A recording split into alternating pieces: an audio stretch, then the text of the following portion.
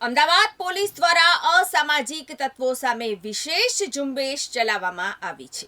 અમદાવાદ શહેરમાં ગુનાખોરી કરતા ગુનેગારો વિરુદ્ધ પોલીસે કાર્યવાહી શરૂ કરી છે, જેમાં અમદાવાદ પોલીસ દ્વારા અસામાજિક તત્વો સામે વિશેષ ઝુંબેશ ચલાવવામાં આવી છે, જેમાં કુલ 969 ગુનેગારો પર કડક કાર્યવાહી કરવામાં આવી છે, તો 232 ગુનેગારોની પૂછપરછ કરવામાં આવી છે, તો 20 આરોપીની પાસા કેસ હેઠળ કાર્યવાહી કરાઈ છે।